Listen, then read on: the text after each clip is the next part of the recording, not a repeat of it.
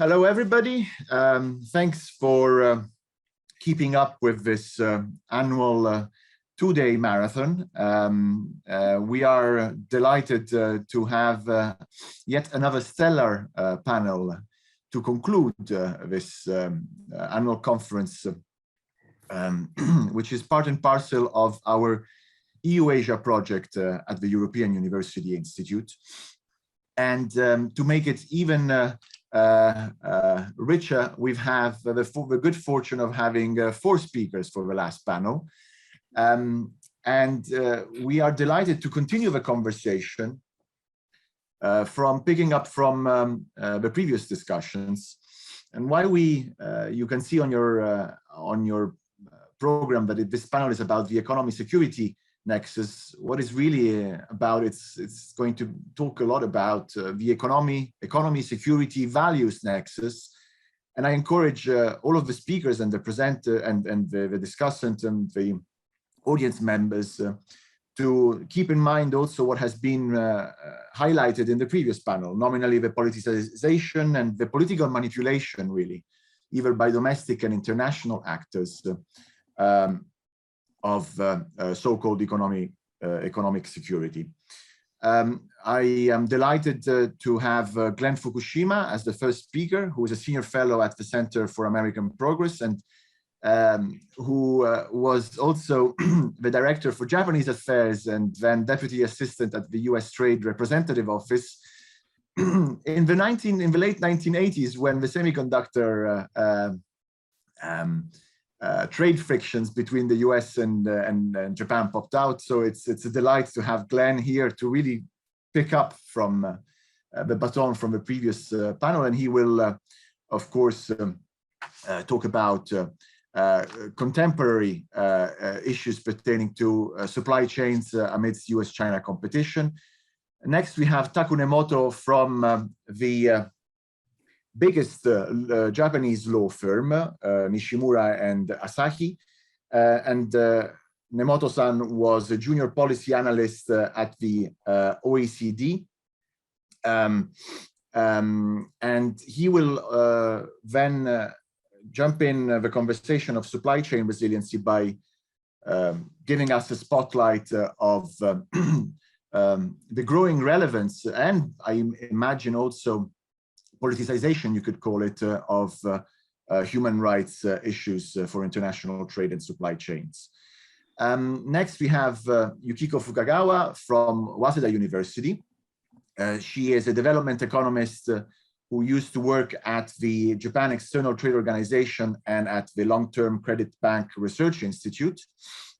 And she will talk about the economy security nexus with a focus on the US, Japan, Korea, and Taiwan. And among our presenters, fourth presenter, we have Etel Solingen. Professor Solingen is the Thomas and Elizabeth Tierney Chair in Peace Studies at UC Irvine, and she was the former president of the International Studies Association and recipient of the William and Catherine Estes Award by the US National Academy of Sciences. And she has dealt extensively about the connection between national security and political economy, and also globalization.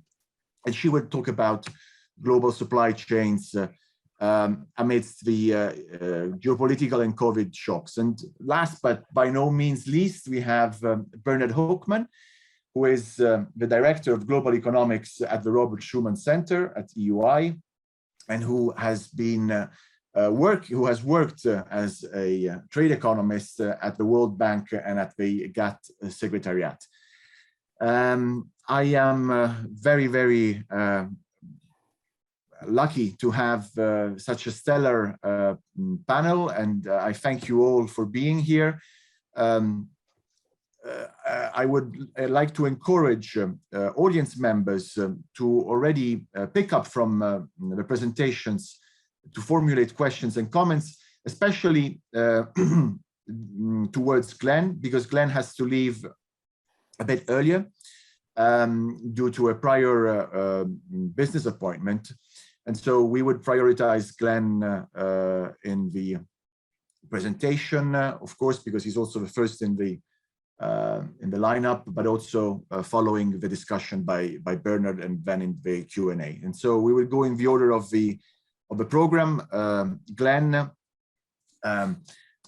if I'm not mistaken, next is Nemoto-san, then Fukagawa-sensei, and Professor Solingen, and then Bernard's comments. Glen, the floor is yours.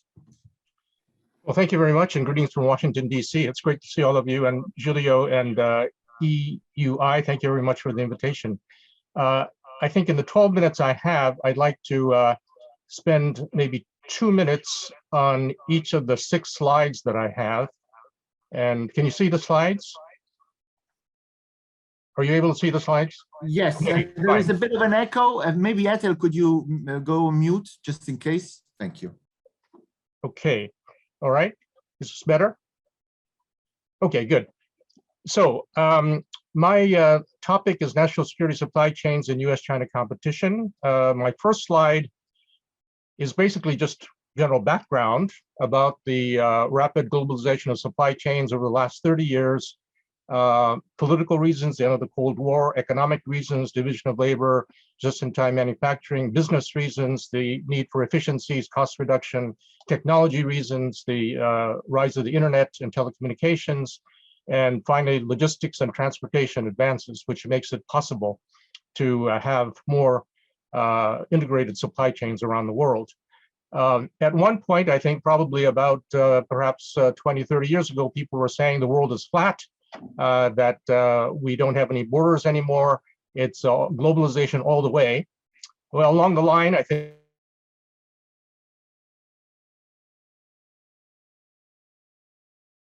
okay, now Glen, now is the time to switch to mobile, please, because your laptop froze. For the last few years, we did. So okay, maybe we can deal with the slides. Okay. Can you hear me? Loud and clear. Fantastic. Thank you. Okay. So, all right. So, the disruptions, we all know the natural disasters, the man-made disasters, cyber attacks, wars, pandemics. And so the issue of national security has become a very important topic here in Washington, D.C. over the last few years. And we can think back to the Obama administration, 2015, when it came out with the National Defense Strategy, the yearly strategy that the Department of Defense comes out with. And in 2015, the Obama administration discussed China's rise and Russia's aggression. In 2017, with the Trump administration, clearly China and Russia are pointed out as the largest challenges internationally for the United States. The new 2022 National Security Strategy has not yet been announced. It should be announced very shortly. I think it may be delayed a bit because of the recent developments in Ukraine, but the interim guidance that was issued in December of last year, in which the Undersecretary of Defense for Policy discussed a kind of a preview of the strategy. Again, China and Russia are mentioned as the prime foreign policy challenges for the United States, and the need to rebuild American supply chains as a critical issue.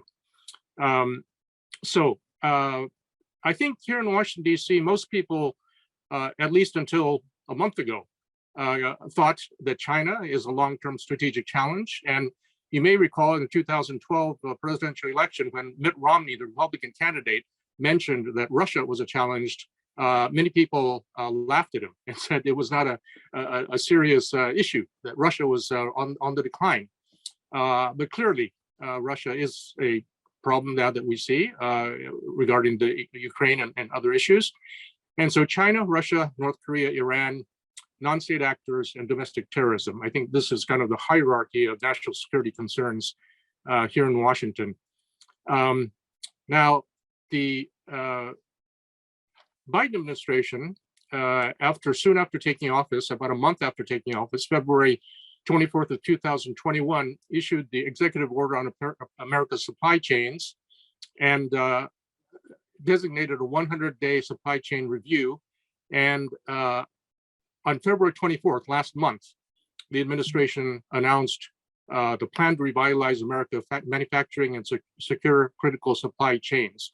There were 6 reports issued by these 7 government departments: Energy, Transportation, Agriculture, Health and Human Services, Commerce, and Department of Homeland Security, plus Department of Defense. In addition to this rather the overall plan, there are 4 sectors that are focused on: semiconductors, batteries, critical materials, and pharmaceuticals. In addition, there are some new initiatives such as the Export-Import Bank, which up to now has been focused primarily on exports and overseas, but now there's an attempt to try to encourage using Export-Import Bank financing for domestic manufacturing. Also, there's some new Buy America provisions, critical materials and clean energy, and new initiatives by Agriculture, Labor, Health, and Human Services, and the creation of a SCDTF, Supply Chain Disruption Task Force. So my next to last slide is, in addition to the supply chain issue itself, clearly the regional issue of China is a high concern, and therefore the Quad had the first head of state meeting September 24th, and there again supply chain was mentioned as a major initiative. The Indo-Pacific strategy of the administration was announced on February 11th, just last month, and in that again we will work with our partners to advance resilient and secure supply chains that are diverse, open, and predictable. Also, in the Indo-Pacific Economic Framework, which was recently announced, supply chains is mentioned prominently, and there is a new 2+2. As you know, between the U.S. and Japan, there's been traditionally a 2+2, meaning the Secretary of State and the Secretary of Defense with their Japanese counterparts, the Minister of Foreign Affairs and the Minister of Defense. But now there's a new 2+2, which is just starting, which is the Secretary of State and the Commerce Secretary and their Japanese counterparts, in particular the Ministry of Foreign Affairs and the Ministry of Economy, Trade, and Industry. So clearly, the issue of national security has expanded rather dramatically into the economic realm in dealing especially with Asia. My last slide is that despite the fact that there's been lots of activities, lots of reports, lots of meetings over the last year or so, in particular in Washington, D.C., on the issue of supply chain, related especially to China, there are many challenges and issues, and my presentation today is really kind of the framework for the paper that I will be submitting in a few weeks, which will be based in part on a trip that I will be making to Asia next month, in which I hope to get more concrete case studies and concrete examples. But among the issues, obviously, is coordination among the many U.S. government agencies, also coordination between the federal government and the state and local governments, also between the U.S. government and the private sector, which is not an easy task based on my experience working in the government. Also, the coordination between the U.S. government and foreign governments, including especially Japan, but also the other Quad countries and other countries that we're working with on the issue of supply chains.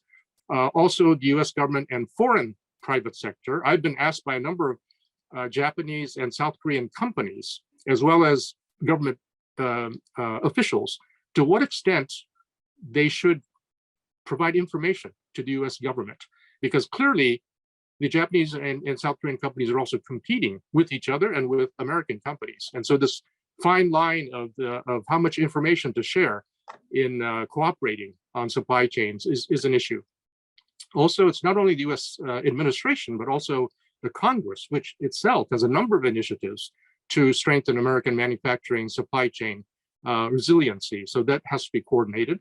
Also the Quad, and especially I think, U.S., Japan, and Australia are pretty much aligned on many issues, but as we see with the recent issue on Ukraine, India is not necessarily aligned, and therefore that poses a challenge.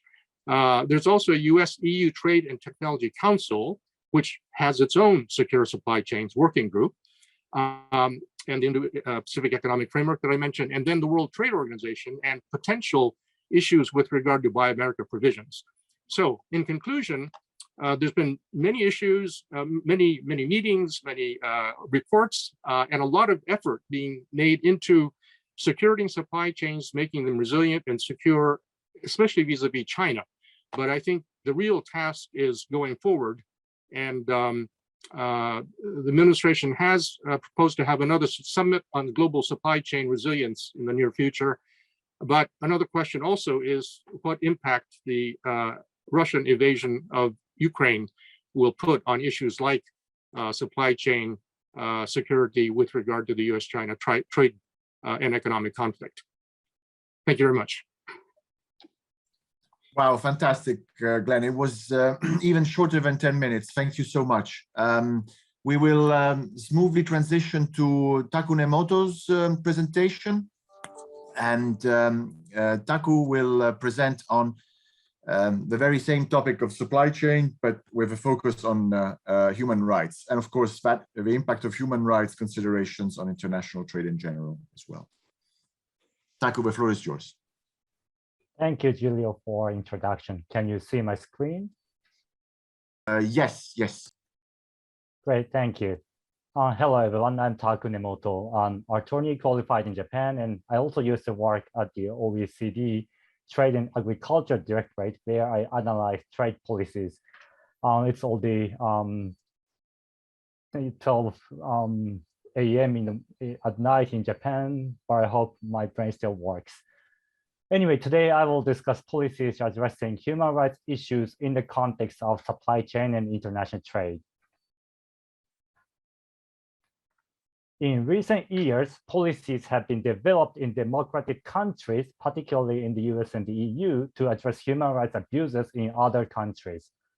Those policies include the US import bans on products produced in Xinjiang or the EU export restrictions on cyber surveillance technology. Two features of policies to address these recent human rights violations can be noted. First, countries have begun to invoke measures to address human rights violations on their own without necessarily relying on international frameworks such as the UN and ILO. Second, human rights violations in other countries are increasingly being addressed through trade policies, such as rules governing the import and export goods. The development of national regulations to address these human rights issues in other countries can be attributed to a variety of backgrounds. For example, such regulations may be used by democratic states to put pressure on authoritarian states. The policies may also be intended to be used by democracies to ensure that the universal value of human rights is upheld not only in their own countries, but throughout the supply chains in which their companies are involved. Furthermore, such policies could have the objective of ensuring a level playing field between, for example, cheap products produced through human rights violations and clean homegrown products. National regulations to address these human rights issues are likely to be further developed in the future in various forums based on these various backgrounds or contexts. On the other hand, there are various types of regulations to deal with human rights violations in different countries, and it is not easy to get a complete picture. Therefore, in this presentation, I will attempt to map those measures by type to systematically understand each country's policies to address human rights issues. This presentation divided the policies of each country to address human rights violations into three large buckets. The first is the trade policies approach, under which the subcategories are import restrictions, export restrictions, tariff measures, government procurement, and trade agreements. The second is the economic sanctions approach, and the last is the human rights due diligence approach. I will briefly introduce what each measure entails.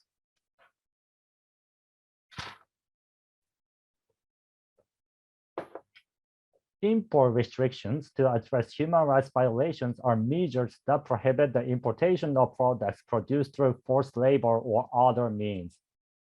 US already has such a system in place. US import restrictions on human rights violations cover products from all countries, but in recent years, the US has stepped up enforcement against products produced through human rights violations in Xinjiang. Most recently, in particular, the Uyghur Forced Labor Prevention Act was passed at the end of last year, and beginning in June 2022, products produced in Xinjiang are in principle prohibited from being imported. On the other hand, the EU has not yet introduced a system of import restrictions on the grounds of human rights violations. However, discussions are underway to introduce such a system, and European Commission President von der Leyen mentioned in September 2021 that she would propose an import ban on products produced by forced labor in the future. For Japan, there is no such system for import restrictions. Export restrictions are measures restricting the export of products to certain countries, regions, or companies when there is a risk that exported goods may be used to violate human rights. In the US, the export administration regulations on dual-use items originally provided for consideration of possible human rights violations in the destination country in certain cases when granting export licenses.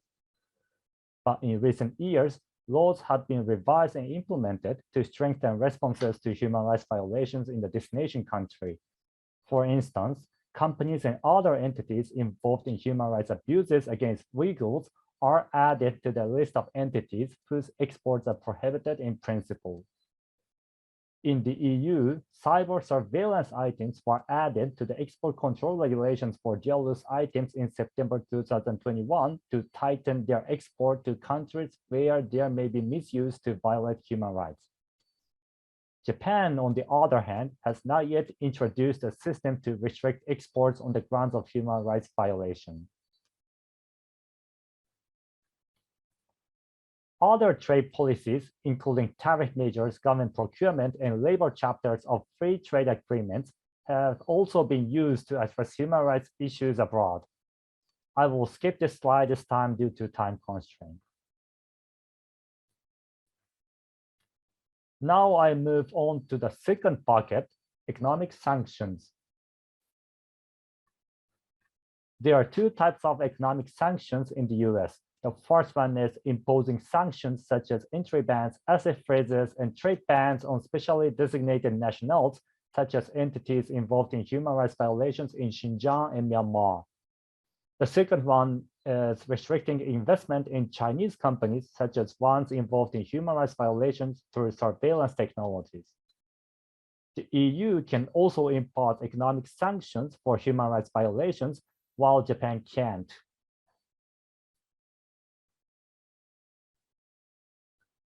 The last bucket is human rights due diligence, which is due diligence to identify and analyze adverse human rights impacts involving corporate activities in order to avoid or mitigate them to fulfill corporate responsibilities. Europe has seen much progress in this area.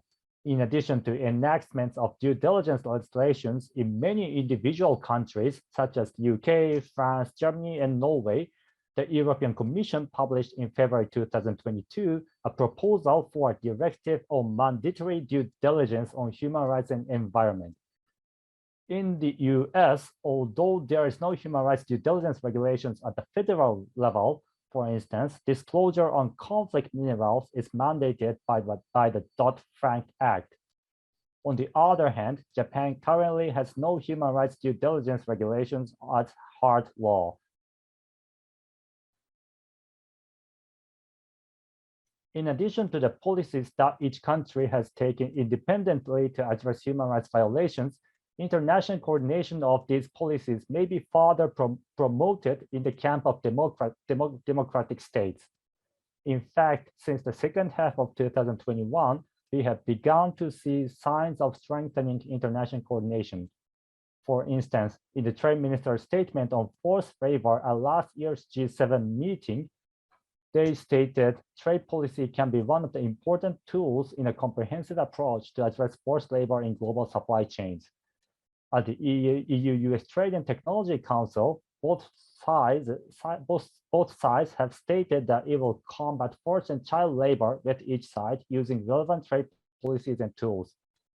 At the Democracy Summit in the US in December 2021, the Export Controls and Human Rights Initiative has also been launched. This initiative has been participated or supported by the US and other democratic countries, and is aiming for a common policy among participating countries regarding export restrictions on technology that could be used for surveillance and cyber attacks on the grounds of human rights violations. In addition, one of the goals of the US-led Indo-Pacific Economic Framework is to develop new approaches to trade that meets high-level standards. Then what might Japan want to consider? Japan has implemented few of the policies to address the human rights violations discussed in this presentation. However, as a country belonging to the democratic group, Japan may be requested to take some kinds of actions to coordinate with the US and the EU. Nevertheless, various factors need to be taken into account when considering which measures to introduce.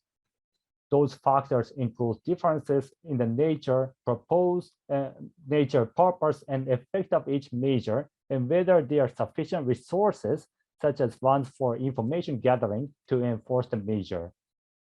The geopolitical situation, notably Japan's geographical proximity to China compared to the US and the EU, would also be a serious factor to be considered, because introduction of some measures might lead to geopolitical tension between China. As such, careful consideration should be given to what measures should be introduced.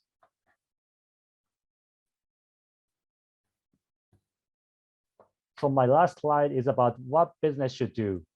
In order to keep pace with rapid policy developments on human rights violations in different countries, it is necessary for business to establish an internal system that can collect such information affecting its business in a timely manner, systematically analyze them, and reflect them in its corporate strategy. In terms of corporate strategy, for example, if a company doing business in China attempts to comply with US import regulations that prohibit imports of Xinjiang products, it risks being subject to countermeasures by the Chinese government or being faced with a boycott in the Chinese market. Thus, as a company, it will be forced to take a sophisticated response to the policies of each country, while also anticipating the reaction of the other country's government and market. Second, although the various policies on human rights violations differ in content, what they all have in common is that companies are required to identify, eliminate, and prevent human rights violations in their supply chains. Therefore, it is important to implement human rights due diligence in the supply chain to prepare for any regulations that may be made. Thank you so much for listening. Thank you, Nemoto-san, for a very comprehensive presentation on a topic that is going to grow more and more relevant as, of course, the opprobrium also and the bad name brought up with business ties, for instance, in target economies, including, for instance, as evident, Russia is becoming associated with downsides in business as well. And so I imagine that this will also apply more and more to other potential economies in the future, and it's something that will be certainly brought up more and more by the United States government as well. Following through on Nemoto-san's presentation, Fukagawa Sensei will talk about global value chains and the economy security nexus between the US and Japan especially, but also with an eye on Korea and Taiwan. Yukiko, the floor is yours.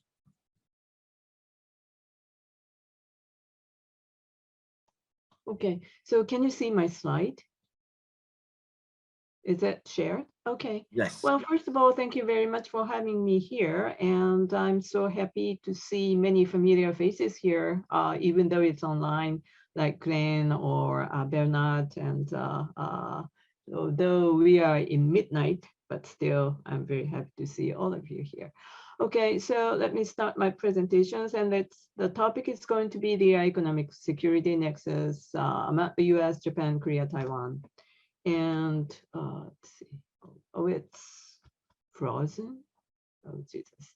Okay, so what I would like to talk here is the finally we are going to pass the economic security law finally in Japan, so that human rights kind of issue compared to the human rights related issues, our politicians seems to be more threatened by the in nexus with the security issues.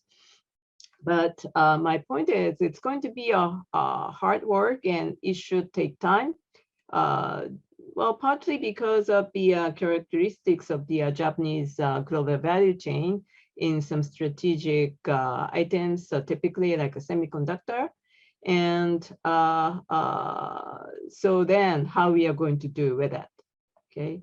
So so we are going to establish the economic security law finally, and it was approved by the cabinet in February, and it's going to pass through the Diet maybe in spring at least. But the thing is, well, industrial society seems to be somewhat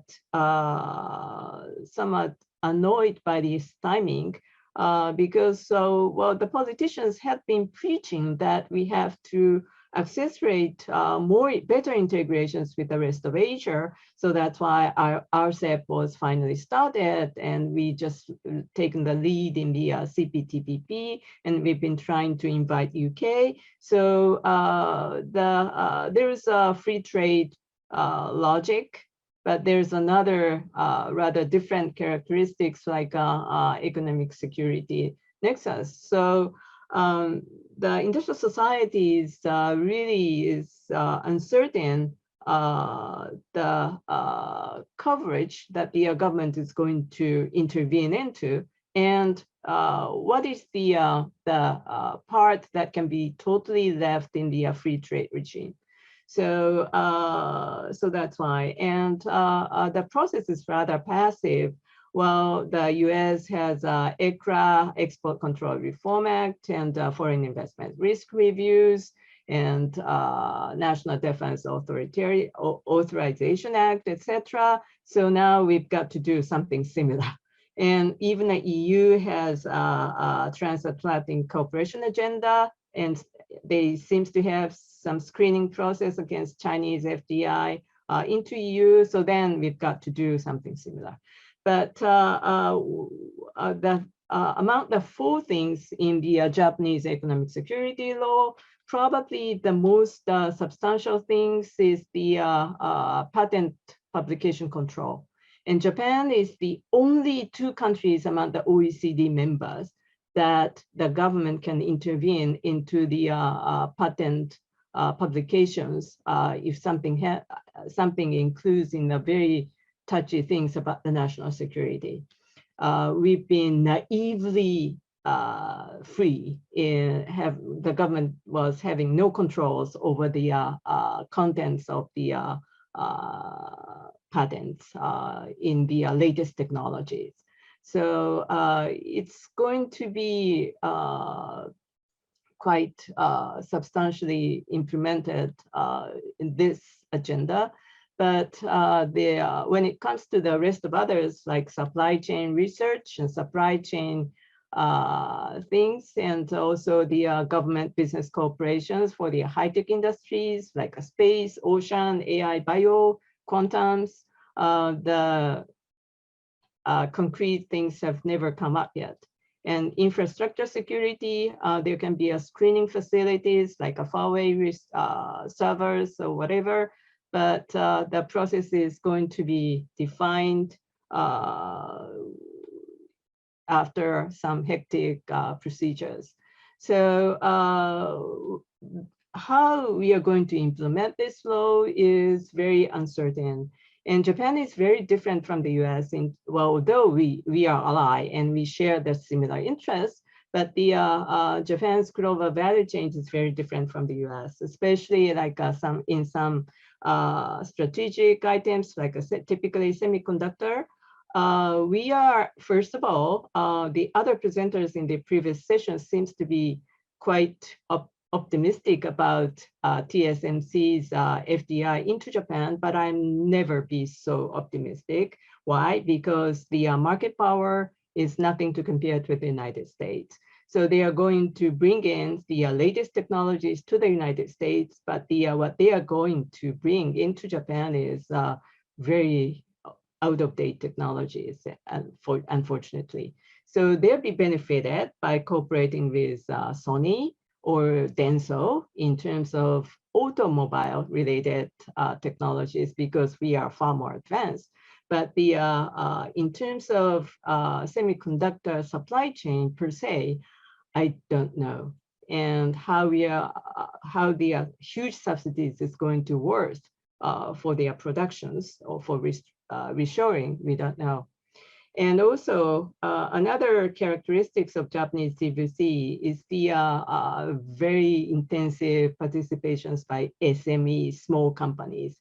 And it's very costly to research what companies are making what and how they are participating in the global value chain.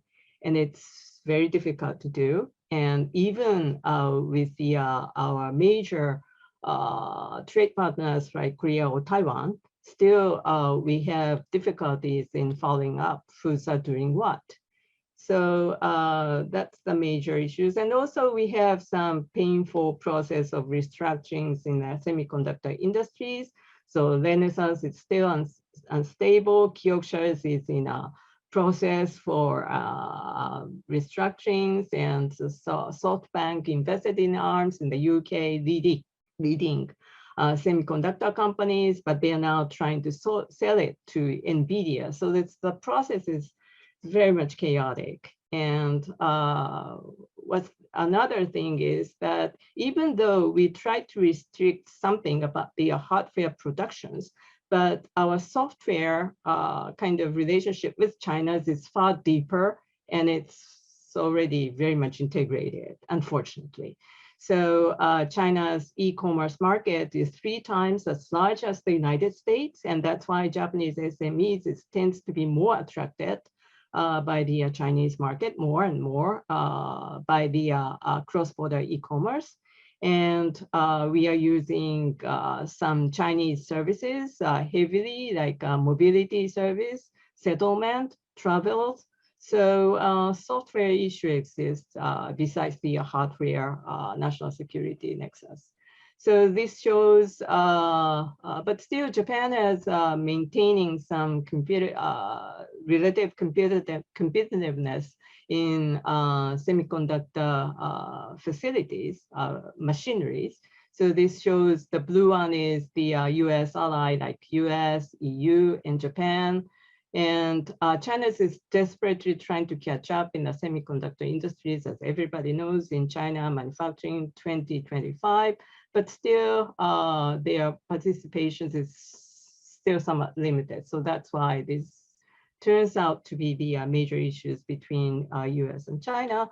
But in terms of semiconductor machinery, if you see this, the light blue ones, the productions by the Japanese companies. And you can see it's wholly stretched out.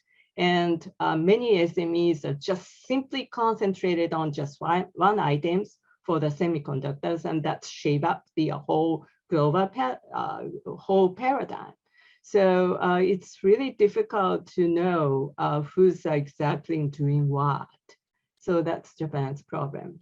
And in terms of Koreans and Taiwan, they are very different each other. And if we were without any nationalistic, ugly political frictions, I think Korean counterparts should have been far better partner for Japan rather than Taiwan. Why? Because Taiwan is very much committed to the foundry business. And as everybody knows, TSMC is such a fantastic company that is wholly now controlling the major productions of the semiconductor.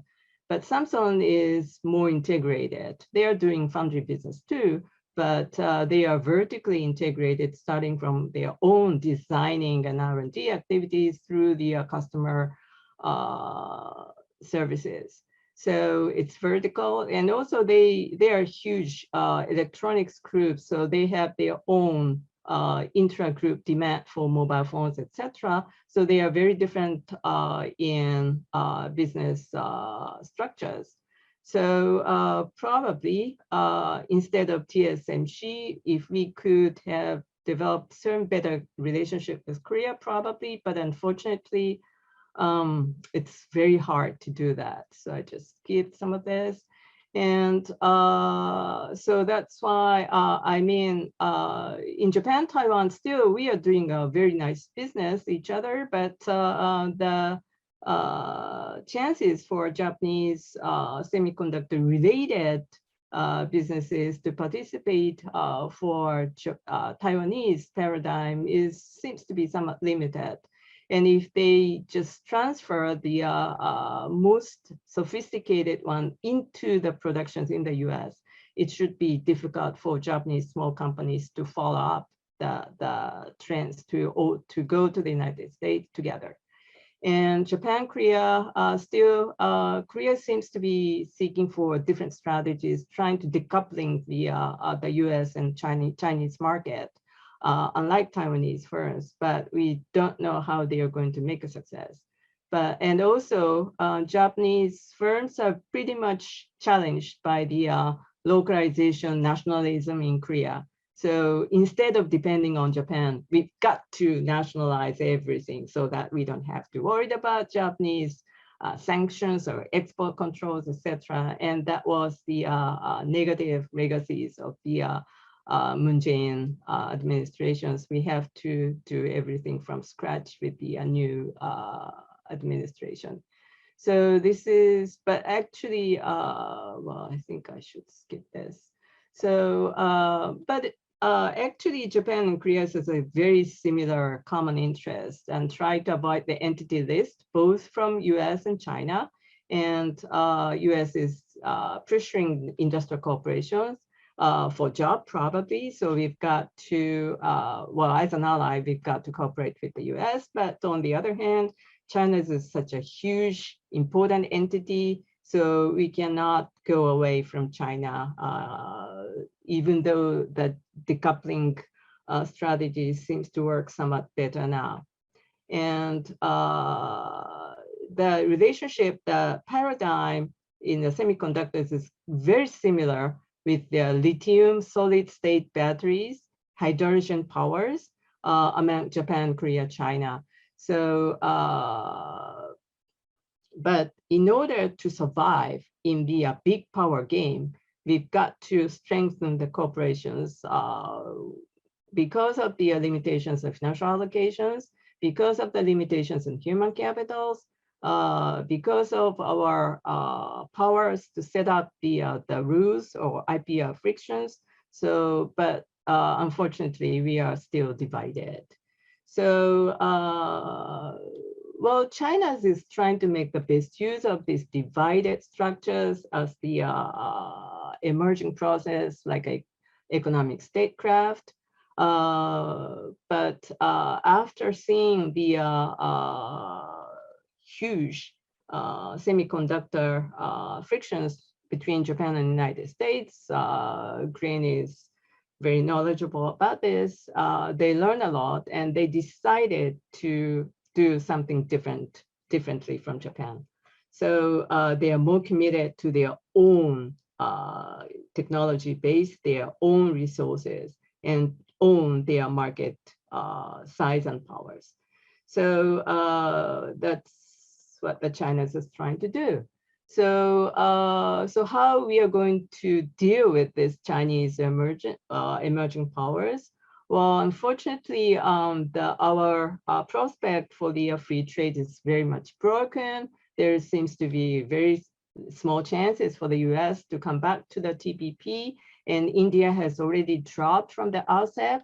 And BRI, China has been pushing these ideas very intensively, but if something happens to the emerging market, especially after accumulating the huge debt, their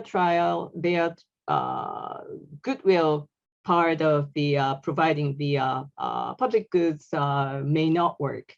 So we are in such a challenging time. So one thing probably what we can do is to shape up some balancing groups after U.S. China, EU, and probably that should be CPTPP group if UK joined it. And in that case, CPTPP is going to be the middle power group. And we are more for the rule-based rather than market-based trade game. And that's why UK has been very precious for us. And that's why Japan is supporting their participation very intensively. So, but unfortunately, China's already applied for it, Taiwan followed, and then Korea rushed into, and probably we hope that Thailand will be joining. So how US is going to act over the comprehensive, very sophisticated type of pact in the region is very much important for the nexus for Japan economic and security issues. Thank you.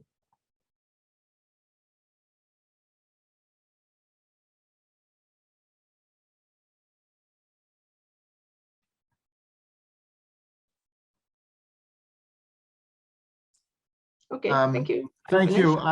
I might have issues with my internet now. So without further ado, I will leave it to Professor Solingen, who will also present on global supply chains in the aftermath of geopolitical and COVID shocks. The floor is yours. And Bernard, if you don't see me and I freeze, please take the baton, the chair baton. Thank you.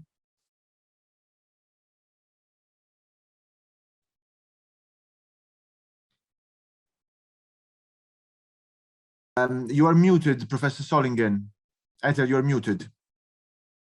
Sorry, that happens all the time. But can you see my PowerPoint? Now you're muted.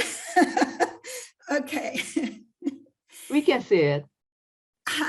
Hi, everybody, and thank you, everybody, especially the organizers, for an excellent conference. I've learned so much. My remarks will build on a book I published actually on geopolitics, global supply chains. Let me remove this a little bit from an international relations in East Asia, and this co-authored chapter for the most recent GVC development report published by a consortium of international economic institutions. Now, geopolitical risks are systemic interstate meta risks with the potential for unleashing vicious circles and downward spirals. The deeper sources of these risks are in the disparate political incentives underlying contrasting political economy strategies. Now, these are Weberian ideal types, right? They don't really exist in reality.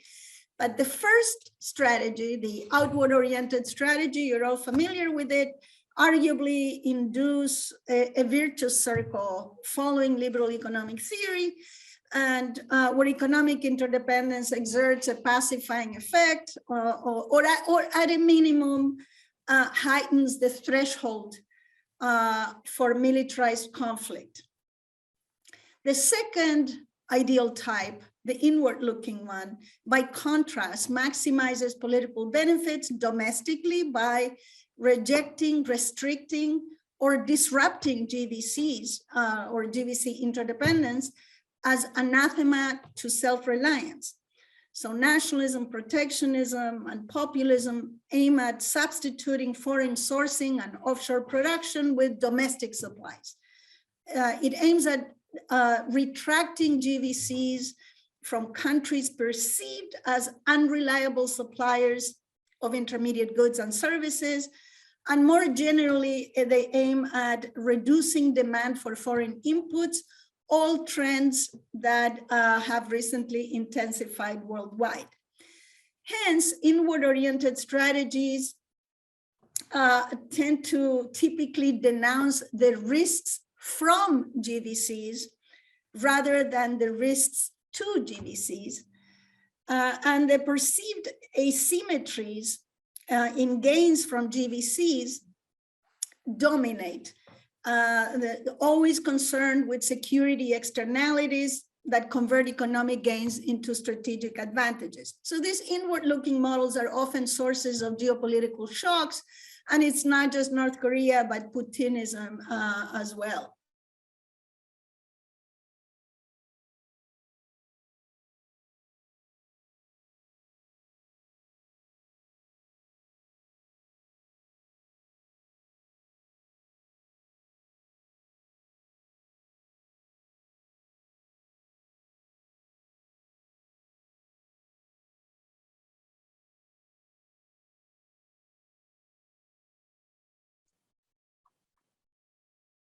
Okay, I think everybody is gone actually, except the two of us.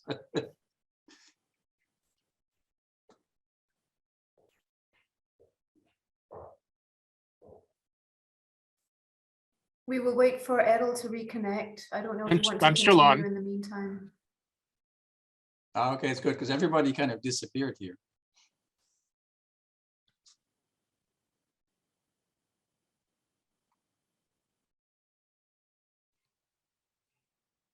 I'm here. Yes, you're okay now.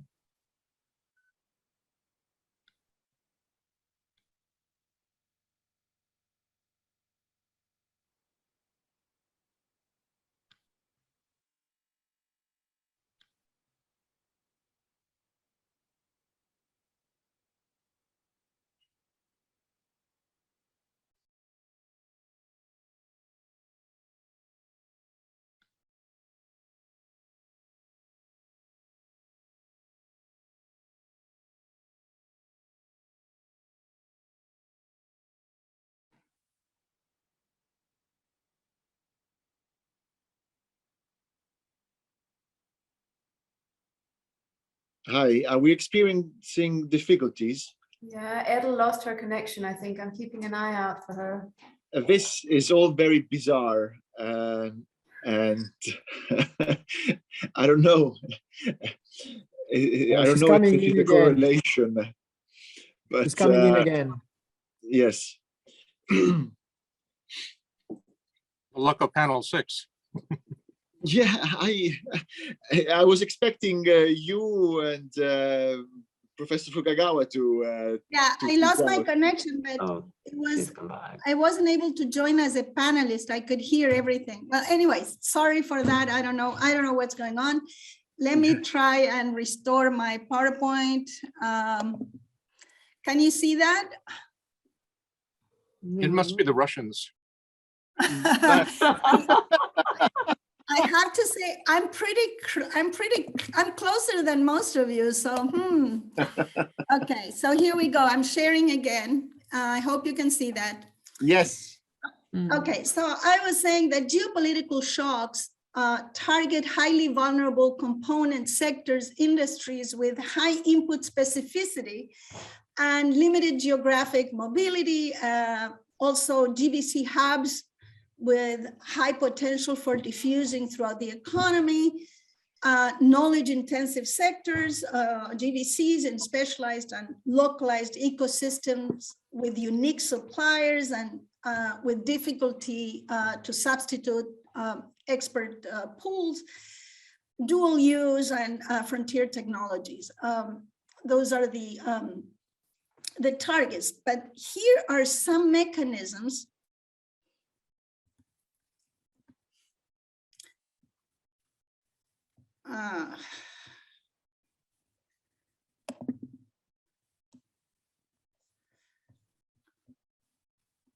okay, here's some mechanisms through which geopolitical risks affect GVCs. They magnify generalized uncertainty, reduce trust in the integrity of GVCs, They induce vertical contagion or retaliation. They exacerbated horizontal contagion, meaning diffusing downstream and upstream, etc. Next, I have a slide on how firms have responded to these shocks. More firms are deeming decoupling. So when I started out with this project, there was a lot of skepticism about decoupling ever happening. Well, two years or a few years later, more firms are deeming decoupling to be eminently possible, and only a minority did so in 2019, just before COVID. It's now over 60% in 2020. The number of American Chamber of Commerce firms operating in China that feel less welcome had doubled across all of these sectors between 20 and 2021, according to the late 2021 survey. That doesn't capture yet where we are in the world today. And U.S. China relations topped the list of challenges in 2020 and 2021 for the first time, as you can see there. It was nowhere in 2018 and barely in 2019, and now topping the list. And they surpass regulatory issues, rising labor costs, etc. So the statement that you see there about hostility to foreign companies in the middle of the table is from late 2021. At that time, optimism about the bilateral relationship was the lowest since COVID, since 2019, before COVID. But nonetheless, the numbers are gonna be shifting quite dramatically, I imagine, very soon. Now, and by the way, U.S.-China tensions are on top for every sector, from high tech to consumers, etc. And the Ukraine debacle is accelerating that perception. Actually, over the last week, I attended several meetings that signal much stronger assessments of risk for states ruled by dictatorships like Putin, who could launch a war at will. Fewer firms also thought bilateral U.S.-China relations would improve in late 2021, about 27%. Most firms thought that they'll remain as they were in 2021 or maybe worse. But after Ukraine, the numbers are likely to be even worse. This slide actually further displays the impact of geopolitics on firms since 2019 under COVID, but it's before Ukraine, so I'll skip it for now and go to resilience, which I think is the topic of our panel. So resilience is the degree to which the degree of GVC resilience across risks, let's say environmental risks, pandemic, geopolitical, depends on the nature and magnitude of shocks, whether shocks are sector or region specific, distinctive GVC features, industry and firm topographies, the availability of substitutions, and the degree of transactional stickiness in GVC partnerships. Firms' investment in resilience has been real.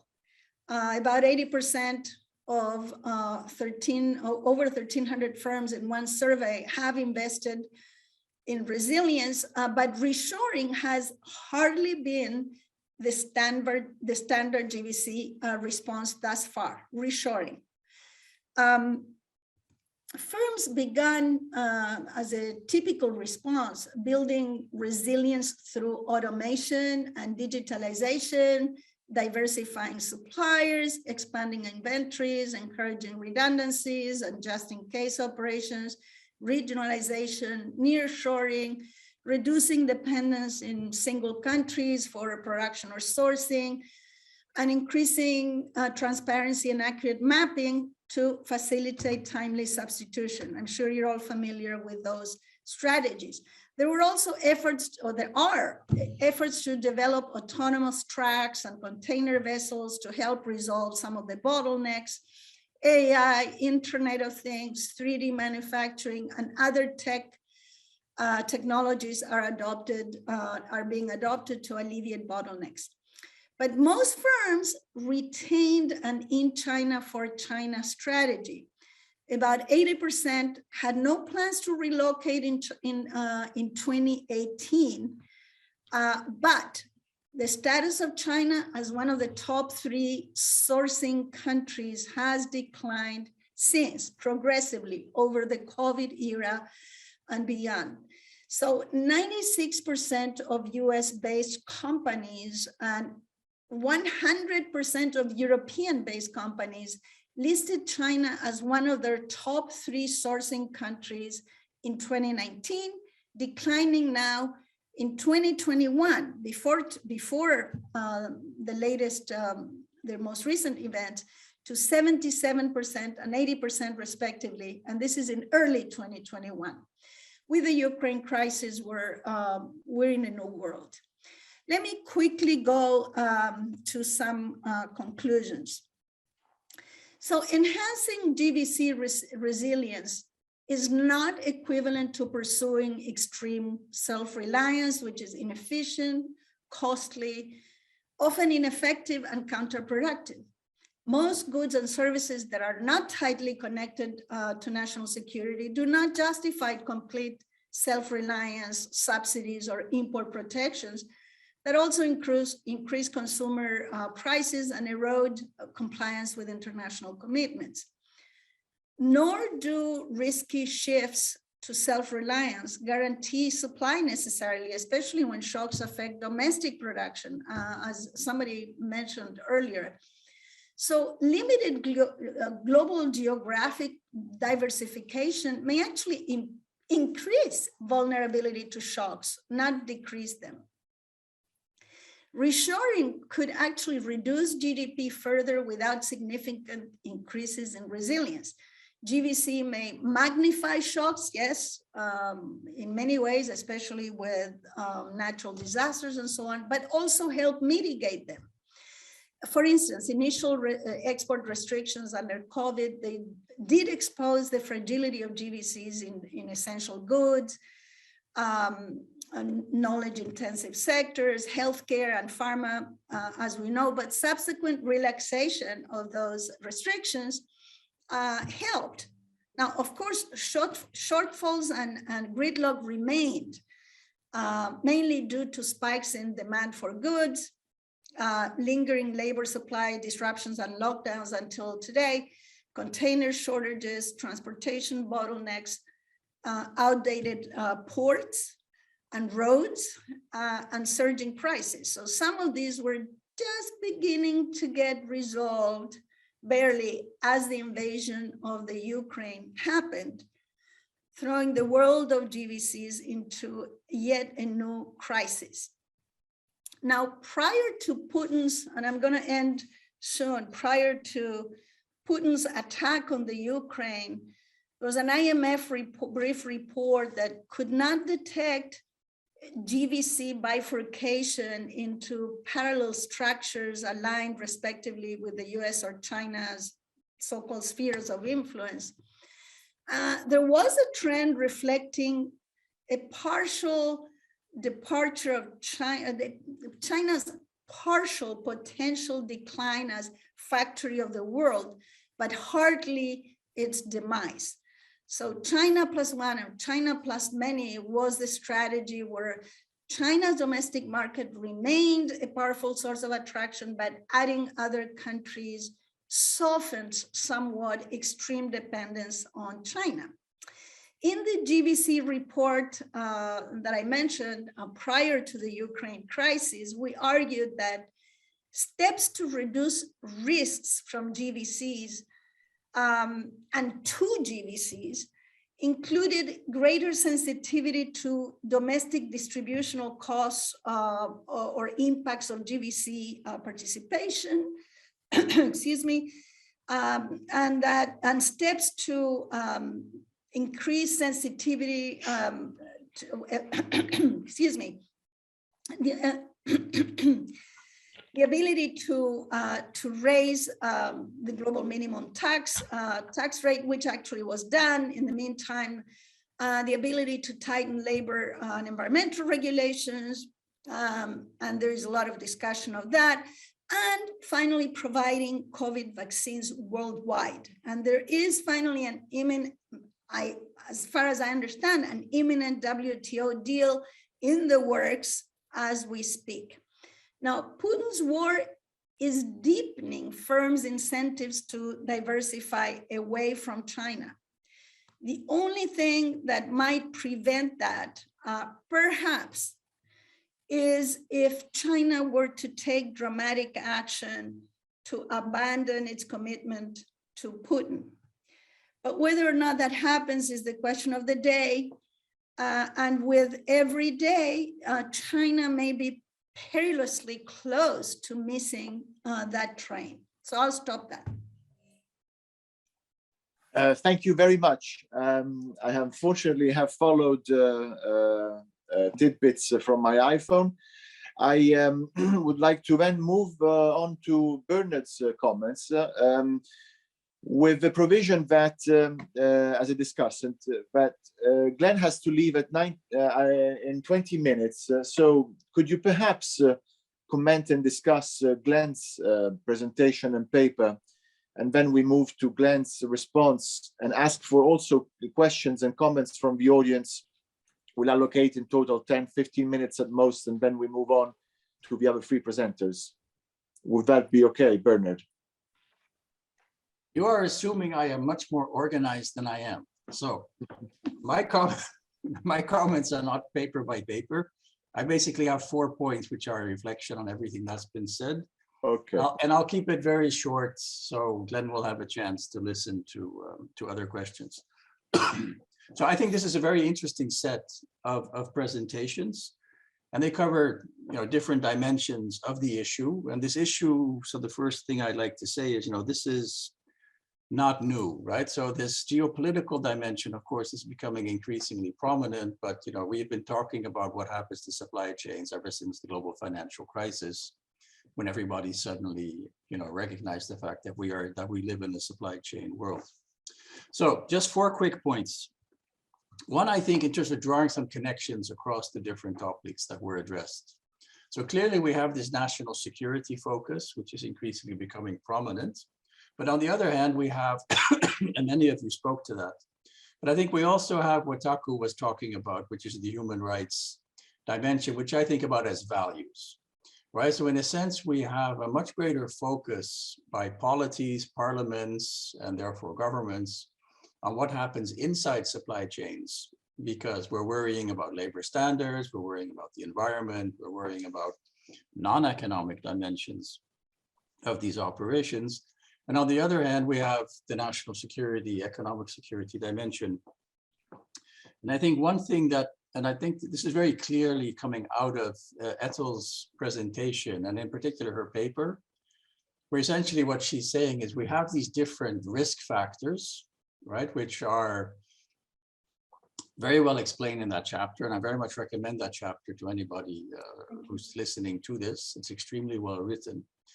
But how do you deal with that? So one way of dealing with that is by actually knowing what's going on inside your supply chain and being able to document and demonstrate that you're actually satisfying these different types of concerns that exist. And I think one of the things that is useful from that perspective is that also ties into the national security kind of angle, right? Because the first thing you're going to have to do as a firm, so from the firm's perspective, you better know where you're sourcing from, you better know who you're selling to, and you need to do that political type of risk assessment, because that's also what your regulators are going to be looking for insofar as we take this national security dimension seriously, which of course it is. So that's one.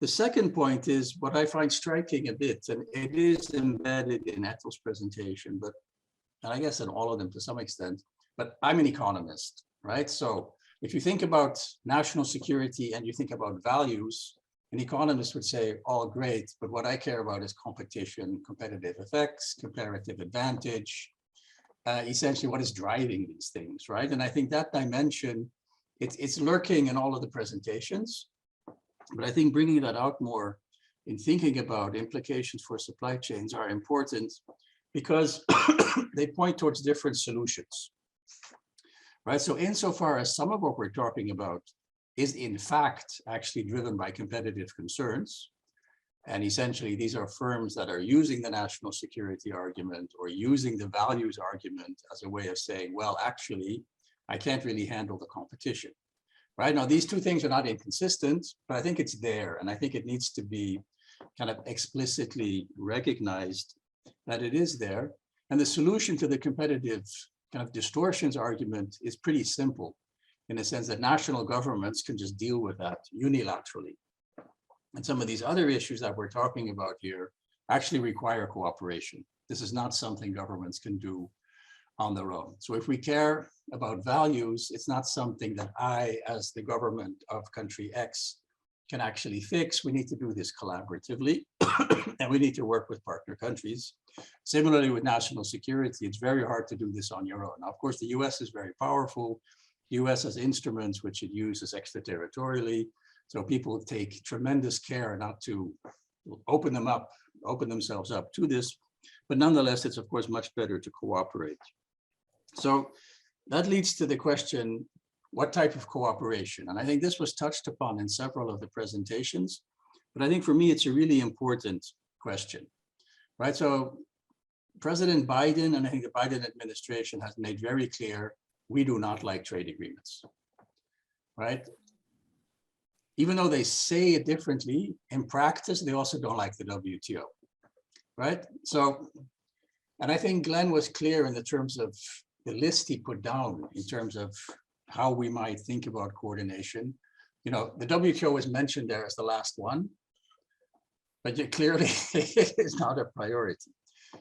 And I think rightly so, right? And I think what we need to be doing collectively is thinking much more about what type of coordination and cooperation mechanisms would be appropriate to actually deal with this kind of integrated set of concerns, because the national security dimension, I think, is linked to the values dimension. There is a competition dimension to this as well. And of course, there's been talk about this, right? So democracy should band together. We should kind of go with the like-minded, form clubs, etc., which all sounds great, but I think we collectively need to do a lot more thinking about, okay, so how does that actually work?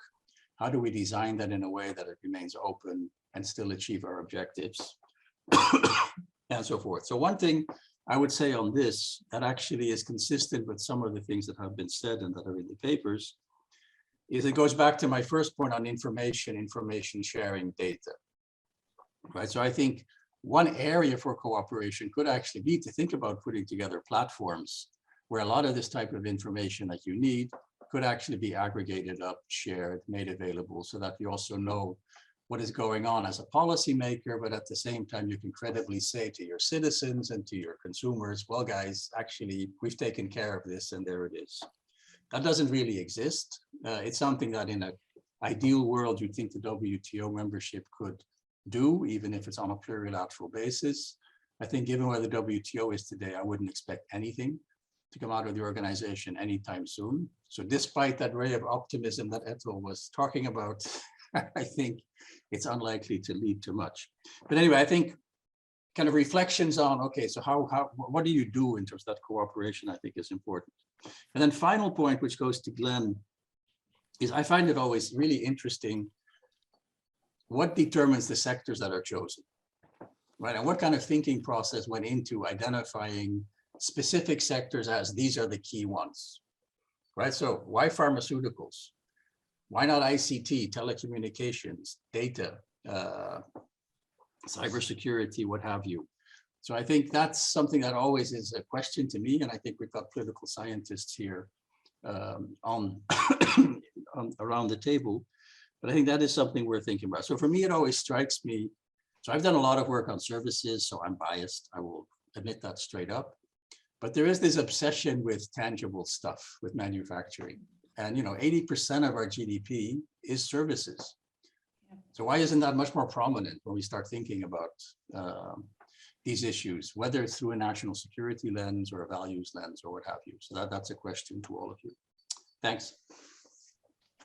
Thank you, Bernard. I encourage all the participants, audience members, to please jump into the conversation. I would want to throw an additional question specifically aimed at Glen, and then we will go in the same order of the presentations, and touches many of the points that Bernard has touched upon. My understanding is that the United States government is operating precisely on that calculation of selecting the specific sectors that they have identified as critical and emerging technologies, especially, and they're usually listed: quantum computing, artificial intelligence, ICT, AI. And I know that Bernard is partial to plurilateralism, but my understanding is that the US government is aiming at fostering a group of minilaterals, really, that possibly can pick up scale by joining these minilaterals together to develop key technologies together, protect key technologies together. And correct me if I'm mistaken, I see what you're talking about, Glen, in terms of Japan-US cooperation perhaps being the strongest, being replicated between the US and South Korea, the Quad, as you've mentioned. This is on critical and emerging technologies, the US and the EU, AUKUS. And so it looks like the US is trying to do precisely what Bernard was talking about by linking up these partnerships. Is that the thinking in the Biden administration? And how feasible is it? And is it true that perhaps the European Union and the EU is, in a sense, the least interested, because there is also a tension between joining hands and perhaps competition, and seeing the US technological giants also as a potential challenge, not just China, of course. And then please address Bernard's points, and then we move to Fukagawa Sensei, to Nemoto-san, and Professor Solingen. Well, thank you very much. The comments by Bernard and you both stimulate so many thoughts that it will probably take an hour to discuss them. But let me very briefly, in the remaining time that I have, about 10 minutes, to try to address or answer some of the questions. So first of all, Giulio, with regard to your question, I think the U.S. administration's hope is to work within the Quad with Japan and Australia and India, but on the economic side, I think that clearly the U.S. and Japan are the most capable of working in the high technology area on a similar level. But also within that context, on a case-by-case basis, I think that the people involved believe that South Korea and Taiwan can also be very helpful in these areas like semiconductors and telecommunications, artificial intelligence, and so forth. So I don't think it's a rigid framework of having to work within the Quad or with other countries. And frankly, I mean, I think that to the extent that the EU is interested, I certainly believe the Biden people are very interested in working with the EU. And there is, in fact, a real attempt, especially with China in mind, but also now with the Ukraine situation. I actually think that the possibilities for the US and the EU to cooperate more with regard to China is enhanced. So I actually think that there is more opportunities for that to develop. So with regard to the cooperation, I think, frankly, I guess I shouldn't say this, but frankly, thanks to Mr. Putin, and also thanks in part to Xi Jinping, I think that the United States and more like-minded countries are in a stronger position than ever to cooperate and work with each other. So then with regard to some of the other issues that Bernard raised, I share a lot of his concerns and skepticisms, in part because although I worked at U.S. for 5 years, I worked in business for 22 years. And in the 22 years I was in business, I was in semiconductor software, for instance, electronic design automation, which is a critical area of software that's used to design semiconductors, where the U.S. is still the world leader. And the difficulty, especially in the United States, of business and government working closely together is a huge challenge.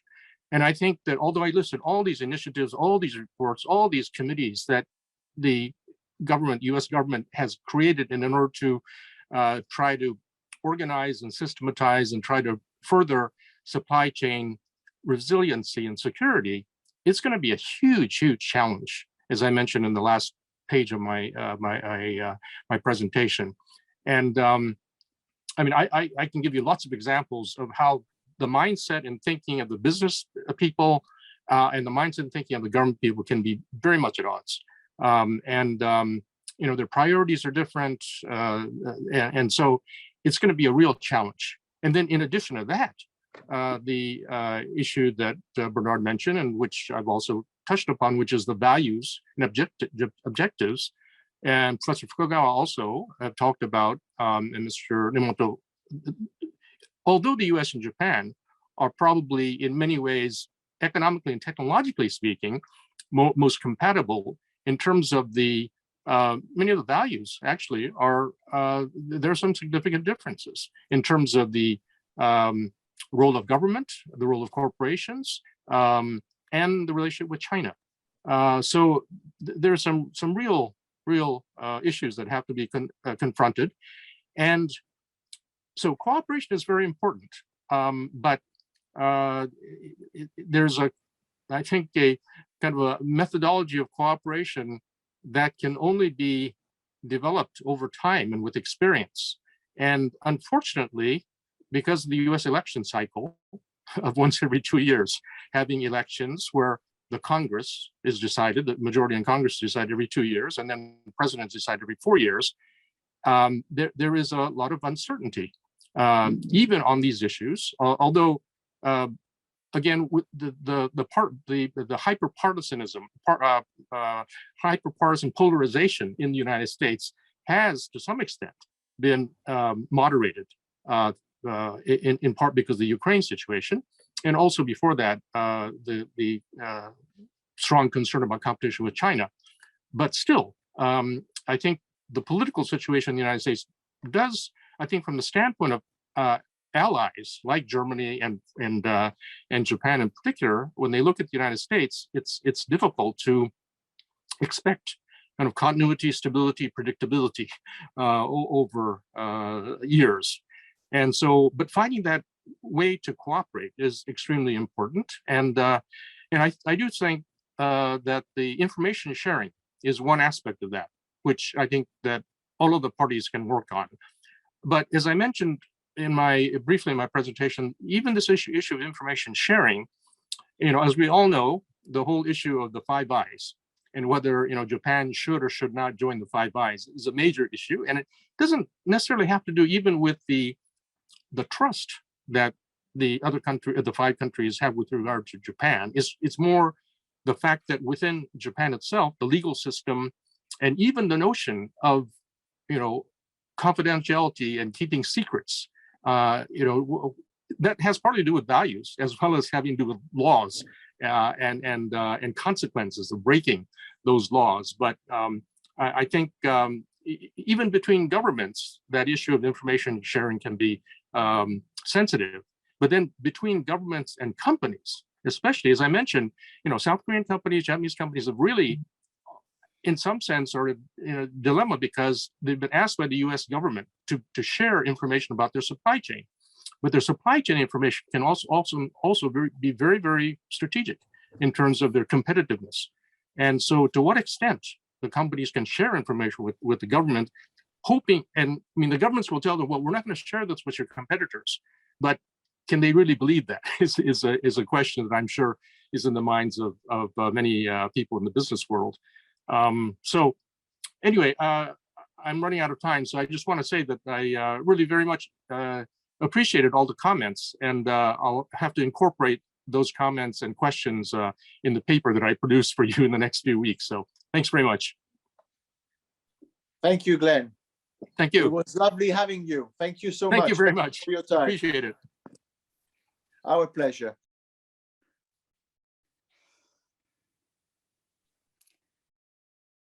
Giulio, You're muted. You muted yourself. I am sorry. I am sorry. I'm sorry. Sorry. So I was actually talking to Glenn and he couldn't hear me. Okay. Nemoto-san and then Fukagawa-san and then Professor Solingen. Thank you again, Glenn. Now, hopefully you can hear me when you watch the YouTube video. So thank you so much, Professor Hoekman, for your fruitful comments, which reminded me of my very good old days at the OECD, because at that time, every time we published a paper, you provided us with fruitful comments every time. So thank you so much again. You provided many comments, which is hard for me to deal with on everything. So I will pick up the third comment on cooperation issues among countries, especially on human rights issues.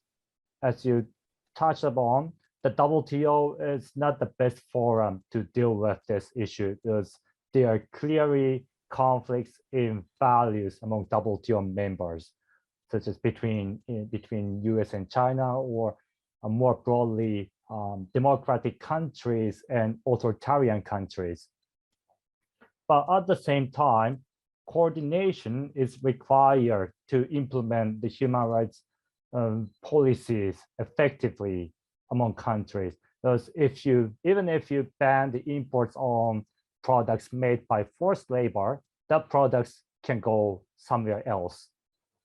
And I see the trend on coordination among like-minded countries in this field, such as G7 or US-EU TTC or democracy summits led by the US. And in this coordination, information sharing is important, like whether your products that you import were made by forced labor, or how your product that you export are used by your end users. And I think that information sharing is not as sensitive as information sharing on national security information, because they are not as sensitive as those information. So I think the democratic countries can promote information sharing system on human rights issues. And also information sharing with private sector is also crucial, because as Professor Hoekman said, companies might know better than governments on how their products are used at the end, or how their products are made. And also NGO has information. But at the same time, there is a challenge in terms of geopolitical issues. For example, although US and the EU impose sanctions on China based on human rights concerns, it is very challenging for Japan to put the same sanction on China, as maybe they increase their military pressure on Japan if Japan imposes sanction on China. But at the same time, the democratic countries need coordination. So here I see some dilemma, and so the issue here is how to mitigate this dilemma and what democratic countries can implement in common. This is my comment. Thank you. Thank you. So we essentially have highlighted with Glen's and Nemoto-san's responses, the tensions rowing against cooperation, and these tensions pertain economic competitiveness and potential security and geopolitical dilemmas where interests don't readily align, not least because, if I understand correctly, the trend of the times, we're also witnessing more economic nationalisms and more also clashing national interests, even between like-minded players, such as, for instance, Japan and South Korea at times. I guess it's part and parcel also of the importance of nationalism in general. Fukagawa Sensei, and then Professor Solingen. I quite agreed with Bernard in terms of the important significance of the intangible asset as or the service, trading service and other things. Since the as Glen was presenting, U.S. seems to be very much bounded by the manufacturing kind of related issues when they discuss about the economy security nexus. So, well, for even in semiconductor, when we had a trade war with the United States, the serious mistake that Japanese manufacturing, which dominated 70% of the whole global semiconductor production, failed, was that we were so slow in realizing that the production paradigm had already started to change, to shift into the fabless production. So that was the timing. It's almost 40 years ago, but that was the timing where the productions and designing and other intangible assets are wholly separated.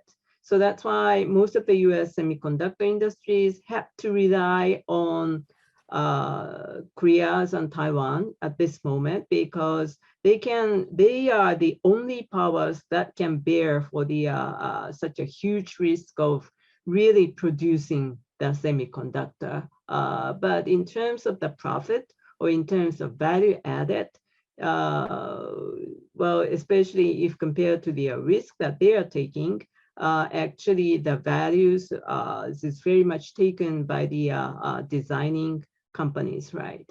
So that's a smile carve supply chain structures in semiconductors.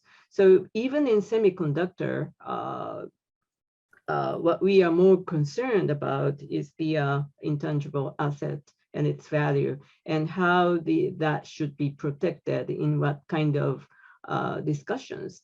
But so in the meantime, hopefully, U.S. is going to learn, and we are going to discuss about the issue. And but maybe China can even go beyond that. So related to these issues, I would like to touch upon the human capital exchange, especially like engineering people. So we can control the informations of the company, saying that you have to disclose all your supply chain, who's are you are buying things from whom, and you are selling goods to whom. But we can never go into the further information like you are hiring whom, why, because of this background or because of that sort of skills. But U.S. Even themselves, it seems to be quite dependent on the efficient, very talented people coming from China or, well, India, probably. But you cannot trace back every individual. So after all, we've got to go back into the trust or like-minded kind of values in when we discuss about the economy security nexus. So from our point of view, how U.S. is going to be more serious about setting about their actions trying to set up the border in the individual exchange basis. Okay. Thank you very much. Etel? Yes, thank you. I have 3 quick points. The first one actually doesn't have to do with Bernard Hochman's remarks, but somebody somewhere said today that the Biden administration's GVC policy is basically the same as Trump's, and I just happen to disagree. I think it is a policy under development, okay? That there's no question about it. There are all these things that we heard today happening as we speak. But no, for one, the Biden policy is very much seeking to create some GVC interdependence across allies and democracies and so on and so forth, not against allies, you know, as Trump. But I certainly don't believe it's Trump 2.0, okay? I really don't. There are major differences, and I don't want to get into the weeds on that one. Not that I necessarily agree with everything, and here I go into the second point that I think Bernard Hochman alluded to, and thank you for such thoughtful observations, but my point relates very much to his remarks that that there is a sort of, there's this obsession with manufacturing. Obviously, you know, there is that. Actually, there's a recent piece, I believe, in Foreign Affairs by Adam Posen that speaks to that in a different context, but notices some irony in the fact that the effectiveness of Western sanctions on Russia's economy actually stem from Western dominance of exports and supply chains in services, technology, and finance, not manufacturing. And this point, you know, points to an irony for those inclined to look at this issue from the vantage point of national security and effective tools. Well, actually, if you want effective tools and you want to advance national security, you were in a pretty good position to do that with the state of affairs today. He said something, I have it in front of me, the fetishizing of domestic manufacturing over advancing cross-border trade in services and networks is especially ironic, given that the latter sectors are what has truly advantaged the West over Russia in implement effective sanctions. So he says it a little better than I said it before, but also what has deterred Chinese businesses from bailing Russia out. So far, we don't know where we're going. The third point, so, you know, work in progress, and we'll see where we stand on that one. But the third point also has to do actually with GVC sanctions, etc. I actually did a book on statecraft, sanctions and statecraft. And the book ends with 10 dilemmas. Imagine that, 10 dilemmas of sanctions. Sanctions, as everything else, our choices in international relations are rarely between good and bad.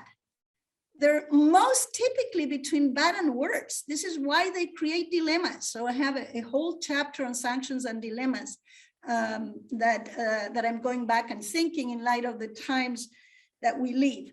So what is it? The one dilemma is that, and it has to do with one of the papers, the Taku's paper, and some of the remarks by Bernard.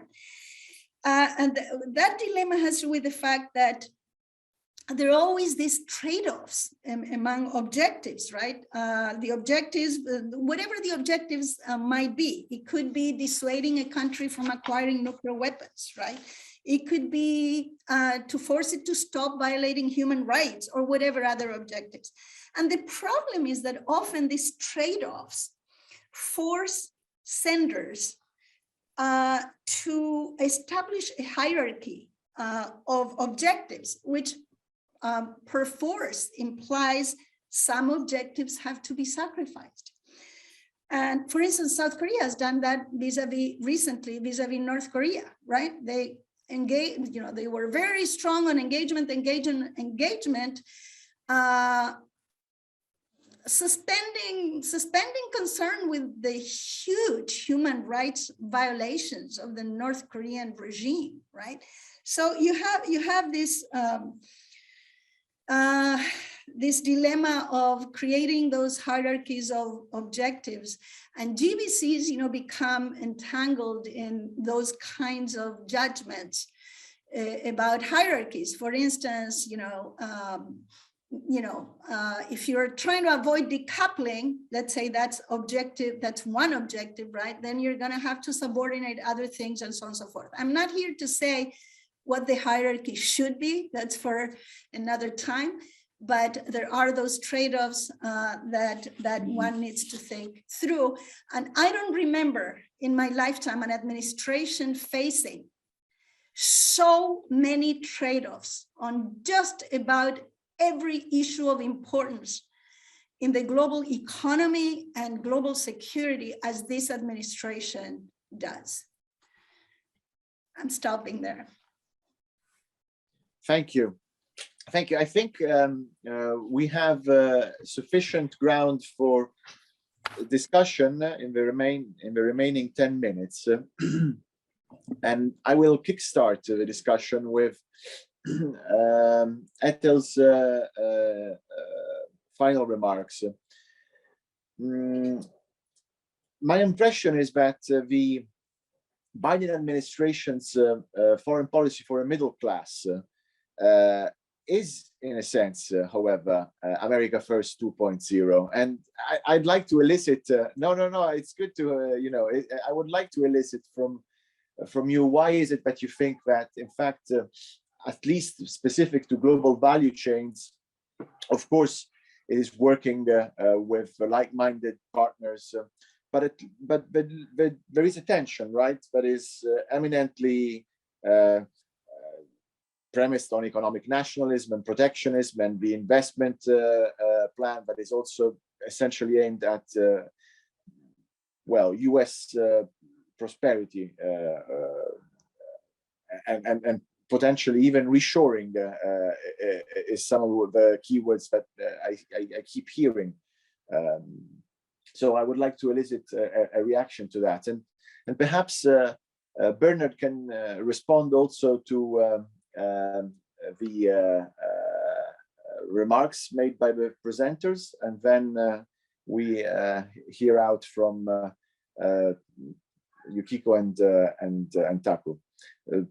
Can I ask, and I'll take advantage of my role as a chair to ask for Etel's thinking on this, because I'm very curious, and I want to stand corrected. Are you talking about my response on the points on the Biden administration? Look, I agree with you that there is a lot of tensions, and this is why I was thinking back at the trade-offs that administrations have to work out, and the fact that the trade-offs today are just so insanely complex, right, on Russia and everything. Now on GVCs, there are some things that the lack of movement on, for instance, doing away with the tariffs, right?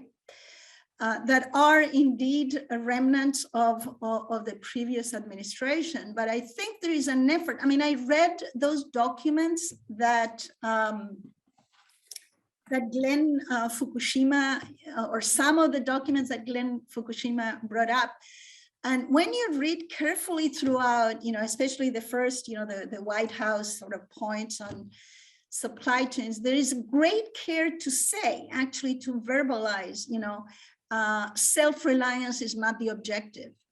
But when you compare the statements of the Trump administration to that, this is not the same. Not even the penchant for manufacturing, all that doesn't come close to the content or the tone of the Trump administration. And I think there are things that are being worked out that we don't know what the final kind of policy will be. But, and as I said, the issue of the allies, it's a totally different, I mean, look at the coordination with allies, you know, you're not just putting down, there were instances where Biden himself refrained from doing something he would have wanted to do on the sanctions, for instance, and some of the GVC related issues that he didn't, because he needed to wait for allies to either come around or allow disclosure of something. So they're working very hard to do things that the Trump administration was by definition not interested in doing. That's sort of my general kind of framework, without discounting some of the concerns that you and others have with where we end up at the end of the day. I have some of mine, I share some of those, but I'm more optimistic about this administration, especially because of the world time that compels such insanely complex trade-offs about everything. And I haven't even gone to the domestic tensions of surviving, you know, 2022 and 2024. I haven't even gone there. Thank you very much. Bernard, and we have 4 minutes, so we'll be very brief.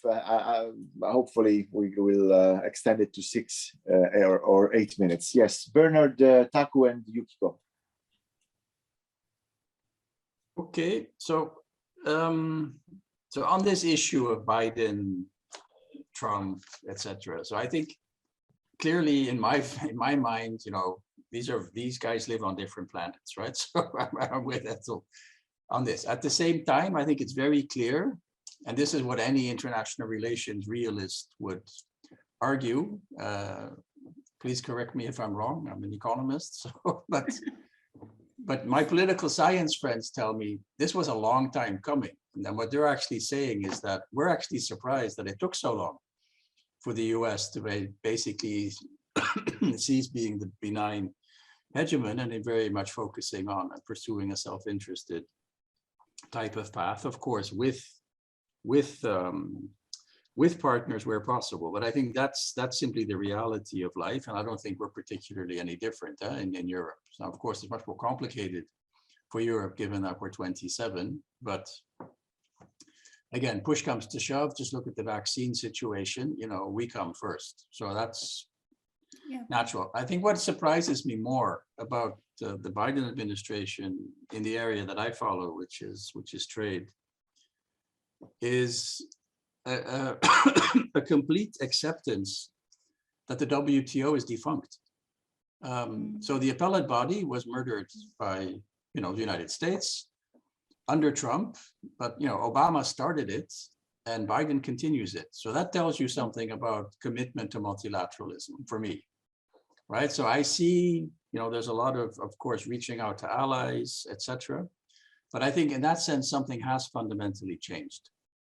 And the reason is not so much that there's a lack of understanding or a willingness to accept that what was in the past actually made a lot of sense for the US, but I think it reflects the perception that today it doesn't.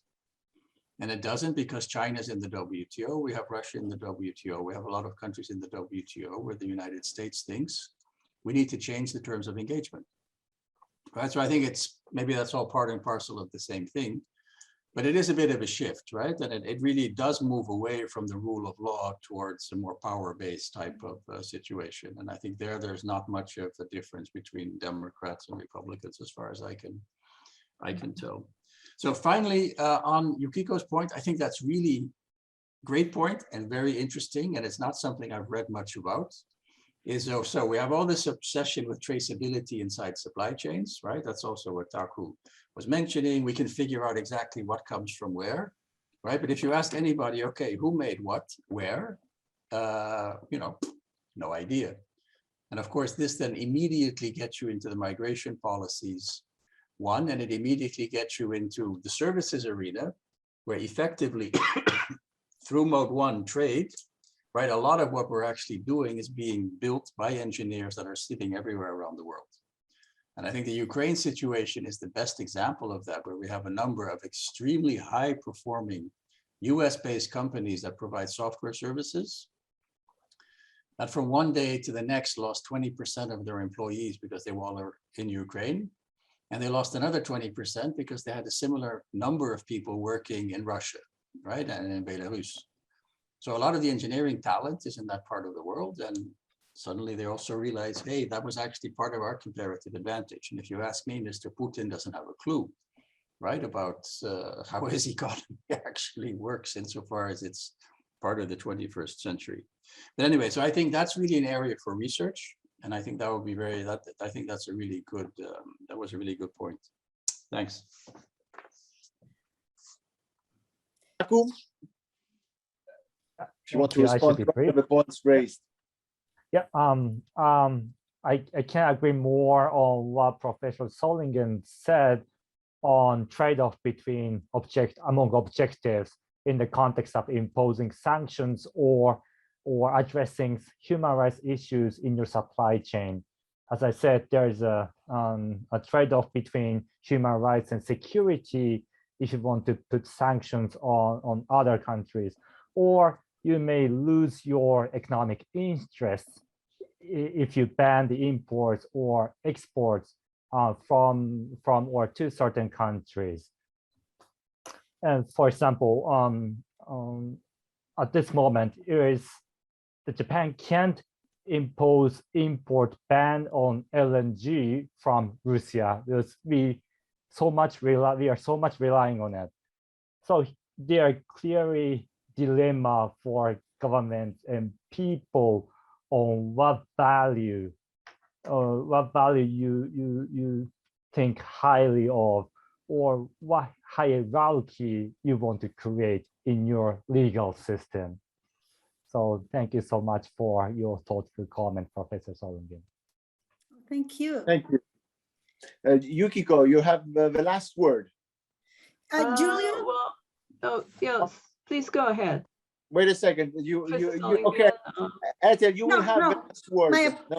Yeah, please. No, my apologies. I just wanted, since you asked something about the Biden administration, I want to go back just with a very short addendum to the discussion after Yukiko-san. Okay.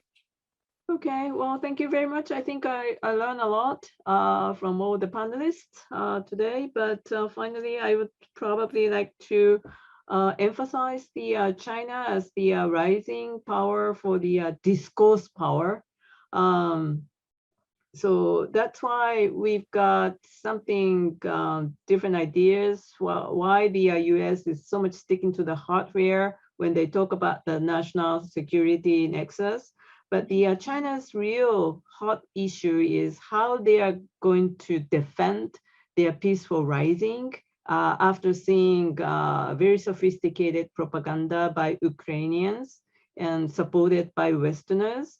So then, of course, rulemaking, how they can be a very powerful existence as a rulemaking powers, this should be the major concerns of Chinese government, not the who's producing the robots or who's producing semiconductors, but it should be far more important issues for China.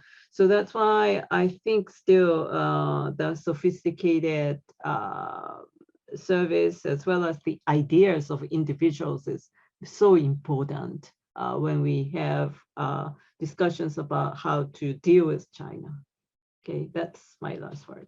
Thank you. And to add to that, the fact that there is a thing called the West, in a sense, that has united with one voice, along with Japan against Russia, might have to worry China, in fact.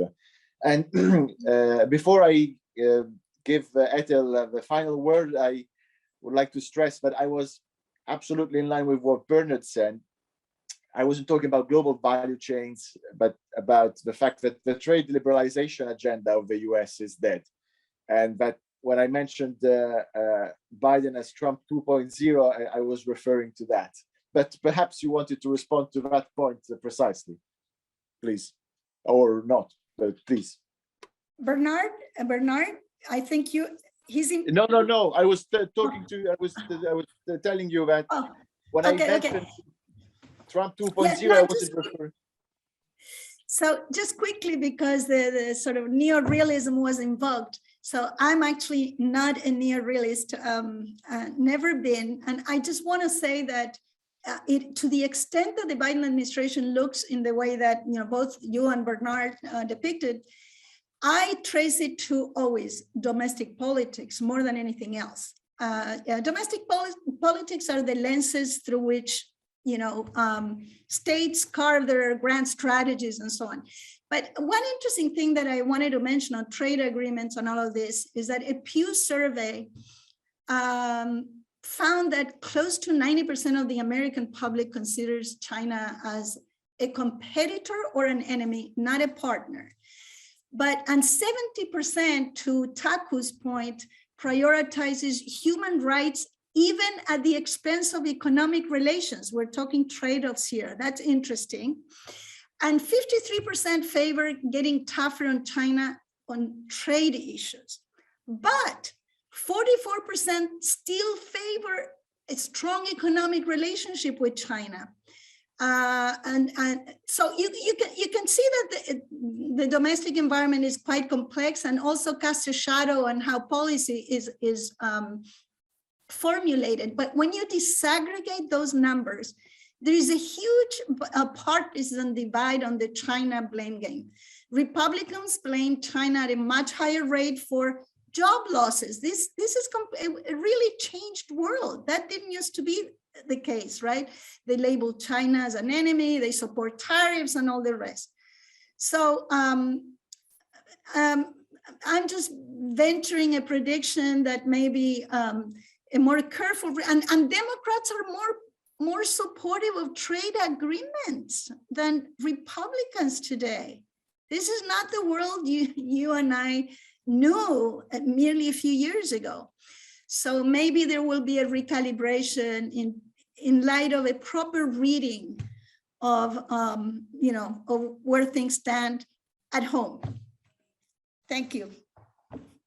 On that note, I thank you all, and I really hope that the annual conference next year won't happen amidst these. Oh no! Oh, wait a second. Oh, I'm so sorry. This was a call. I hope that the next conference will happen in presence with no new variants, not another war, and that we will be all able to then have fruitful discussion in Florence. And thank you so much. This has been a conference sponsored by the government of Japan, but as you can see, the discussion has been really broad-ranging, and we have delighted to connect with IGCC at San Diego, and I thank Professor Tai-Ming Chong, and I also thank Kenendo. Thank you all of you who have been watching and participating from afar from 3 different or 5 different continents until this late, and thank you again, and I hope to see you soon in the flesh. Okay. Bye.